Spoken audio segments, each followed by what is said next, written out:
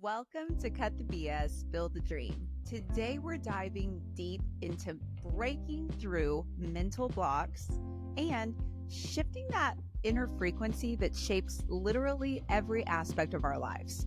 And we're going to have a little help from a familiar story, former school librarian, I have to do it, How the Grinch Stole Christmas. But remember, this isn't about what you acquire or what you do. This is all a mindset game. Life is a mindset game. So let's kick things off by exploring what we mean by mindset. Most people think of it as this constant motivation or this rah energy. And let's be honest here, you cannot force yourself to be positive. Your mindset isn't just about the smile you wear. It's this deeply held belief system. It's the beliefs that carry you from your earliest experiences that ultimately dictate how you navigate life. You might have all the success in the world, money, opportunities, achievements, but if deep down inside, you believe you're not enough, that belief is going to haunt you and it's going to hold you back. It's going to hold you back from the true holistic success, the kind of success you really want, the emotional fulfillment, the strong family bonds, the robust health, and of course, your financial balance, right? Okay. So let's explore two very different personas. And you know these people. You might be one of these people, and we definitely can relate to them.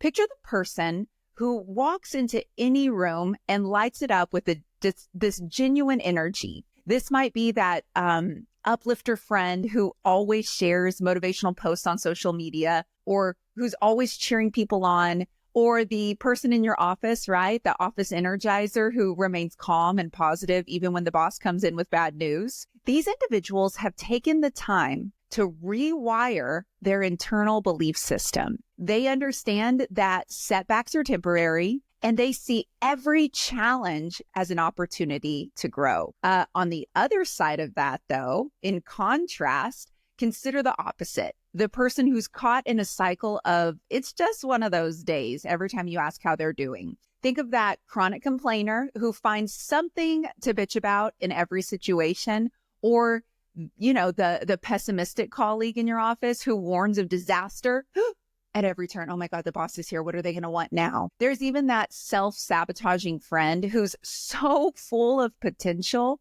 but they are constantly undermining it by negative self-talk or reactive behavior, response, react. You always want to respond.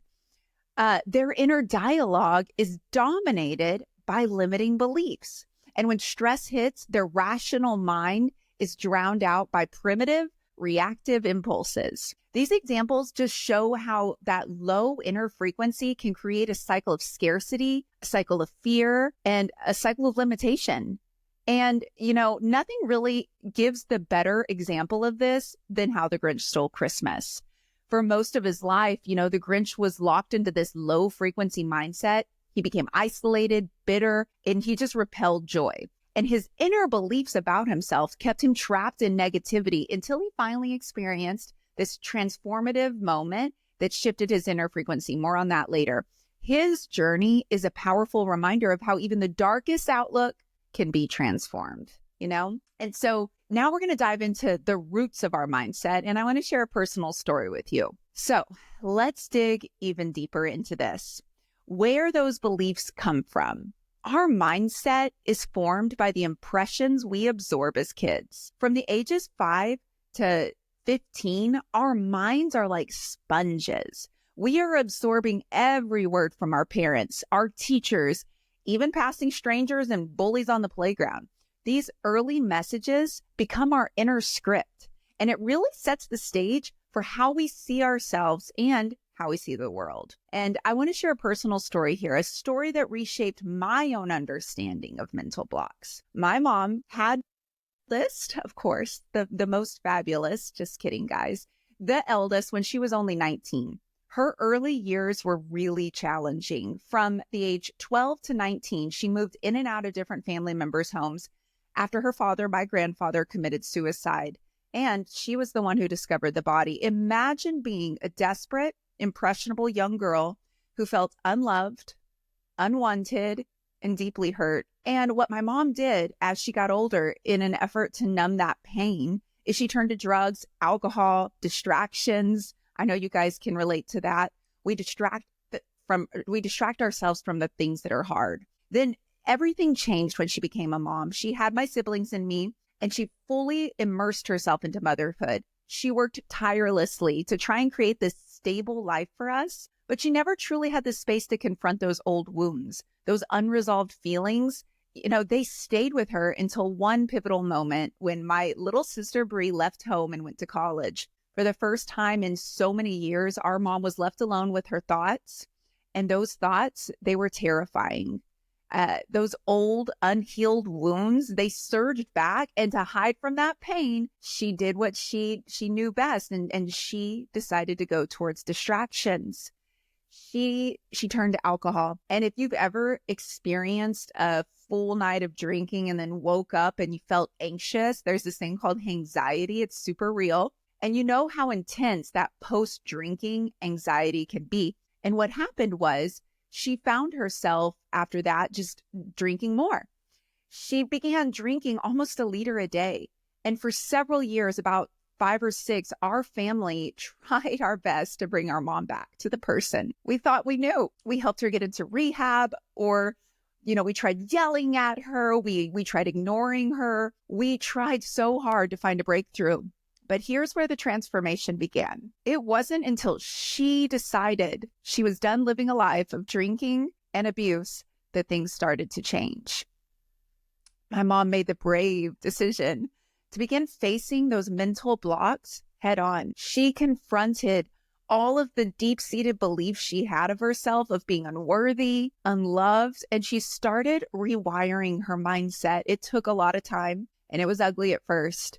But she began going to AA regularly. We were patient with her, but more importantly, she was patient with herself. She talked to her sponsor. She took those steps in the program so seriously. And I'm happy to report this week, she's celebrating her 4th year of sobriety. Moreover, she knew she needed to immerse herself into the program that was saving her.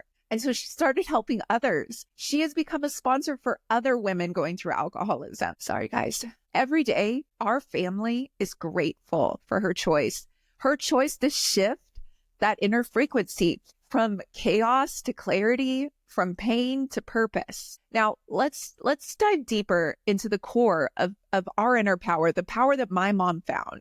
And that's the frequency we choose to embody. Every thought, every belief about who you are and what your future holds, it contributes to this vibrational energy you send out into the world. Imagine your inner state as your very own radio station. And when you're broadcasting on a high frequency, you're aligning yourself with energy that's positive, energy that is expansive, energy that's full of abundance, growth, opportunity. And on the flip side of that, a low frequency locks you into a cycle of scarcity, of fear, of limitation. And here's where it gets really interesting. Einstein taught us that everything in the universe is energy, right?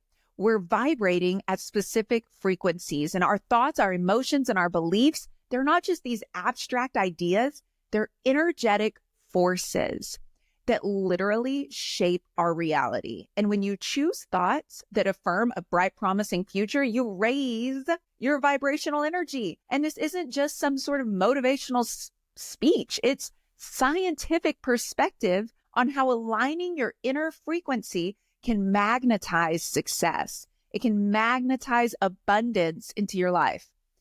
And, this is all called the Einstein frequency. And imagine your frequency as this powerful beacon. This beacon is set by our deep and often unconscious beliefs about us, about who we are. And if you believe you're destined for greatness and you nurture those thoughts, your inner light's going to shine bright. It's going to draw in experiences. It's going to draw in relationships, opportunities that resonate with that energy.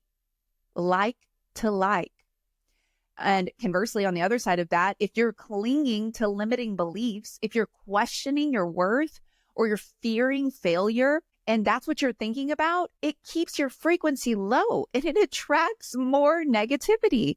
Every decision you make, every thought you entertain is like adjusting the dial on your personal frequency. And as you consciously begin replacing those old negative beliefs with empowering ones, you're not just shifting your mindset, you're tuning into this new energetic output and you're turning up the volume on that signal. And it's going to allow you to connect with higher levels of possibility. This is the essence of the Einstein frequency. Hear this, guys. Success isn't random. It's the result of aligning your thoughts and your emotions with the vibrational signature of what you desire. Success isn't random. Your inner frequency is the silent soundtrack of your life. It guides your actions. It shapes, your decisions. And ultimately, it determines the reality that you experience.